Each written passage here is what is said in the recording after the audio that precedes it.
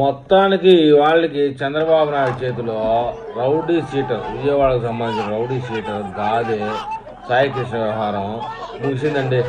మొన్నటి వరకు నిన్నటి వరకు వింటున్నారు కదా, జగన్మోహన్ రెడ్డి సీఎం సీఎం అంటూ జగన్మోహన్ రెడ్డి దగ్గరికి వెళ్ళిన వీళ్ళకి ఏదో చించుతాను పొడుస్తానని చెప్పేసి కులం కార్డు వాడుకున్నారంటే వైసీపీ వాళ్ళు.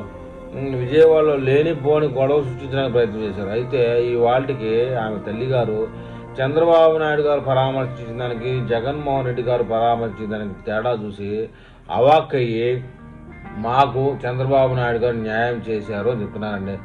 పిఎస్లో జరిగిన ఘటనలకు కులాలు అంటగట్టడం సరికాదు, అనవసర రాజకీయాలకు ముగింపు పలకాలని కోరుతున్నాం. మా కేసుపై చంద్రబాబు పవన్ పూర్తి బాధ్యత తీసుకున్నారు అని చెప్పారు.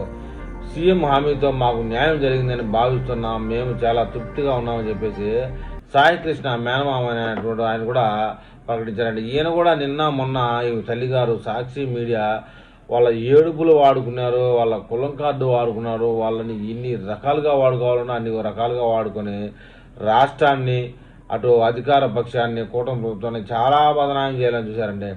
అయితే విజయవాడ కృష్ణలంకకు చెందిన గాజే సాయి కృష్ణ తల్లి విజయలక్ష్మి కుటుంబ సభ్యులతో సహా గౌరవ ముఖ్యమంత్రి మన చంద్రబాబు నాయుడు గారు నేడు కలవడం జరిగింది.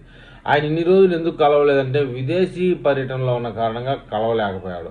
తన కుమారుడు అదృశ్య ఘటనపై విచారణ జరిపి న్యాయం చేయాలని ఆమె సీఎంను కోరారు.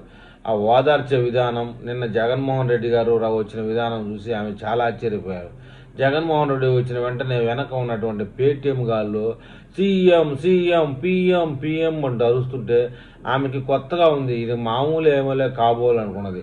ఇవాళ చంద్రబాబు నాయుడు గారు ఓదార్పు చూసి అబ్బా ఇది కదా ఓదార్పు అంటే, ఇది కదా రాజకీయం అంటే అని చెప్పి ఆశ్చర్యపోయారు ఒకంత. అయితే ఈ సందర్భంగా ఆమెకు చంద్రబాబు నాయుడు గారు ధైర్యం చెప్పి ఘటనపై నిష్పక్షపాతంగా దర్యాప్తు జరిపిస్తామని హామీ ఇచ్చారు. న్యాయం చేస్తామని సీఎం హామీ ఇవ్వడంపై విజయలక్ష్మి సంతృప్తి వ్యక్తం చేశారు. ముఖ్యమంత్రిని కలిసిన తర్వాత తమకు న్యాయం జరుగుతుందనే విశ్వాసాన్ని ఆమె వ్యక్తం చేశారు. సమగ్ర విచారణ జరిపి నిందితులకు శిక్ష పడేలా చూస్తామని సీఎం హామీ ఇచ్చారని గాదే విజయలక్ష్మి గారు చాలా సంతృప్తిగా తెలిపారండి. దాన్ని బట్టి అర్థమైంది మొన్న జగన్మోహన్ రెడ్డికి ఇవాళ చంద్రబాబు నాయుడికి తేడా.